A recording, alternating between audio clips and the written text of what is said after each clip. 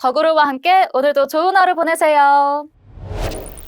최근 전기차를 생산하고 있는 국내외 기업들이 저렴하고 성능 좋은 배터리 확보에 열을 올리고 있죠. 오늘은 글로벌 완성차 기업 스텔란티스가 투자한 리튬왕 배터리 기업 라이텐 소식입니다. 스텔란티스는 자사 브랜드 크라이슬러의 전기 컨셉트카 할시온에 라이텐 배터리를 장착해 리튬왕 배터리 사용을 본격화할 예정인데요. 스텔란티스는 왜 라이텐의 리튬왕 배터리에 투자를 단행했을까요? 바로 배터리를 통해 전기차의 성능과 가격 경쟁력 극대화를 꾀한 것으로 보이는데요. 리튬왕 배터리는 니켈 같은 값비싼 금속을 사용하지 않아서 저렴합니다. 이제는 리튬왕 배터리가 전 세계에서 생산되는 전기차 배터리의 미래 플랫폼을 대표한다고 하죠. 리튬 이온과 리튬 인산철을 지나 리튬 황까지 배터리의 변신은 계속 이어지고 있는데요. 변신의 이유는 가격일까요? 조태현 기자에게 물어봤습니다.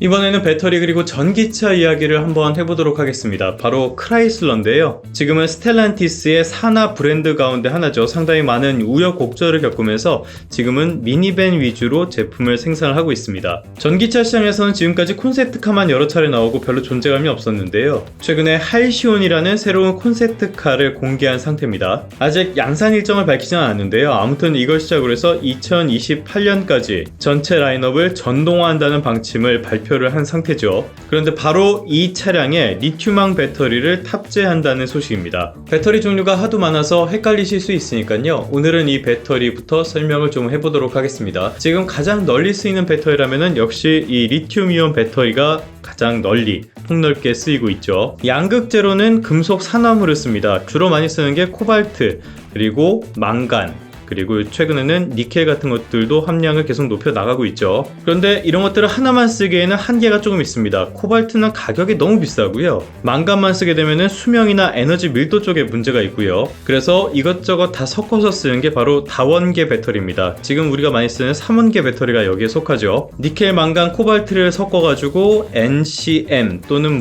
NMC 이렇게 부르는 그 배터리인데요. 국내 업체들의 주력 상품이 바로 이쪽입니다. 그리고 양극재 코발트와 니켈 같은 것들을 쓰지 않고요. 리튬 역시 비교적 가격이 저렴한 탄산 리튬을 쓰는 거, 이게 최근에 각광받고 있는 LFP 배터리입니다. 리튬 인산철 배터리예요. 이거는 에너지 밀도나 평균 전압 같은 거는 낮은 편인데요. 희귀 원소를 조금 사용하고요. 그리고 말씀드렸던 것처럼 탄산 리튬 자체가 생산 원가가 조금 저렴한 편입니다. 그러다 보니까 이 배터리의 최대 장점은 역시 가격이라고 할 수 있고요. 그런 측면에서 최근에는 채택이 많이 늘어나는 추세입니다. 어쨌건 이 차이점은 양극재로 뭘 쓰느냐가 가장 중요하다라고 볼 수가 있겠죠. 그런데 리튬왕 배터리는 조금 다릅니다. 플러스극, 양극에는 황을 사용하고요. 그리고 음극에는 리튬을 씁니다. 리튬이온 배터리는 이 리튬이온이 양극과 음극을 오가면서 전기를 만들고 충전도 하고 이런 구조인데요. 리튬왕 배터리는 황의 단계적인 변화를 이용하는 배터리입니다. 그래서 갖는 특성이 있어요. 바로 에너지 밀도가 리튬이온 배터리보다 훨씬 더 높다는 점입니다. 밀도는 높은데요. 황이나 리튬이나 비교적 가벼운 원소에 속하기 때문에요.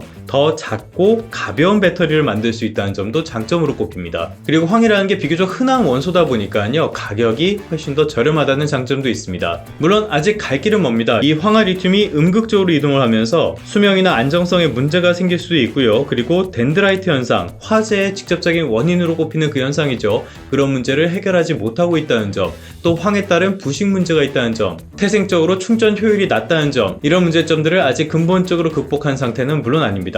그렇기 때문에 차세대 배터리라고 부르는 거고요. 아직 양산 단계까지는 가지 못했다라고 보시면 되겠습니다. 방금 소개해드린 리튬왕 배터리 쪽의 기술력을 갖춘 게 바로 오늘의 주인공 가운데 하나인 라이텐이라는 회사입니다. 지난 2015년에 설립한 회사인데요. 지난해 파일럿 생산 시설을 가동하기 시작했고요. 지금은 스텔란티스랑 협력하는 관계라고 해요. 여기뿐만이 아니라 우리나라에서는 LG에너지 솔루션 같은 곳들이 이 리튬 황 배터리 쪽에 큰 관심을 가지고 개발을 계속 이어나가고 있는 상태입니다. 여러 회사들이 열심히 하고 있는데요. 언제 양산이 가능할지 이거는 아직까지는 다소 불확실한 측면이 많습니다. 이쪽의 선도 기업 가운데 하나가 영국에 있는 옥시스 에너지라는 회사였는데요. 이 회사가 2021년에 리튬왕 배터리를 시제품을 공급한다 이런 발표를 했었는데 사실 이거 계획대로 안 됐거든요. 그러니까 쉽지는 않은 거라는 겁니다. 그러면 왜 리튬왕 배터리에 그렇게 관심들이 많냐? 이거는 S&E 리서치에서 나온 자료를 보면서 조금 더 설명을 드리도록 하겠습니다. 올해 세계적으로 전기차 인도량이 시장이 1년 전보다 이만큼 성장할 것으로 보인다고 해요. 정말 어떻게 될지는 조금 더 지켜봐야 되겠지만요. 이미 성숙기에 들어간 시장이라면은 이만큼 성장하면 굉장히 파격적인 성장이라고 볼 수 있지만 전기차는 그렇지 않죠. 세계 시장 침투율이 이제 15%를 간 넘긴 상황 속에서 이 정도 성장률이라면 좀 우려할 만한 부분이 있는 건 분명한 사실입니다. 이렇게 수요가 둔화하는 배경, 여기에는 몇 가지 이유가 있을 텐데요. 다들 잘 아시는 것처럼 지금은 경기가 안 좋은 이런 문제가 첫 번째가 있을 겁니다. 또 각국에서 보조금을 줄여 나가고 있는 것도 영향을 미치고요. 그리고 지금도 고금리 상황이 계속 길게 이어지다 보니까 금융 비용이 높다는 점도 새 차를 사는데 꺼리는 요소 가운데 하나로 꼽을 수가 있겠습니다. 다른 요인도 많죠. 일단은 충전 인프라가 여전히 너무 부족하다는 점, 이런 부분도 문제가 될 수 있고요. 무엇보다 전기차 가격이 너무 비싸다는 점, 이 점을 빼놓을 수가 없겠습니다. 전기차가 비싼 데에는 여러 가지 이유가 있는데요. 가장 큰 이유라면은 여전히 배터리가 비싸다는 점을 꼽을 수가 있겠죠. 가뜩이나 경기가 나빠가지고 새 차를 사기도 부담스럽고 보조금까지 줄었는데 여기에 가격까지 비싸니까 꺼려질 수밖에 없게 되는 셈입니다. 최근 들어서 비아디나 테슬라 같은 회사들, 이런 회사들이 지금 공격적으로 가격을 낮추는 그런 출혈 경쟁을 하고 있는 것도 이런 측면이랑 직접 연관된다고 볼 수가 있겠는데요. 이렇게 가격을 낮추는 출혈 경쟁을 하게 되면은 전기차 업체들의 수익성이 나빠질 수밖에 없고요. 이 과정에서 이 경쟁에 이겨내지 못한 회사들은 없어지는 것들도 생길 겁니다. 그렇다면 대안이 뭐냐? 바로 원가를 낮추는 대안이 있겠죠. 최근 들어서 그동안 무시해왔던 LFP 배터리나 리튬황 배터리 같은 것들이 각광을 받는 것들, 이런 것들 역시 전기차 가격을 낮추기 위한 방안 가운데 하나로 각광을 받는다, 주목을 받는다